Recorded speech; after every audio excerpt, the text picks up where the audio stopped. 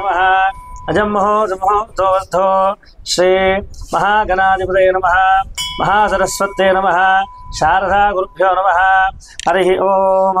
श्री कुरुदिनाम संवत्सरे दक्षिणायन कार्तिक मासे कृष्णपक्षे अध्यां आश्रावास संकरार चतुर्थ्यायां जितौ अद्यवासितायुतौ पशुनुटि गोत्रोस्य दोनेटि धर्मया भारतम् नामस्य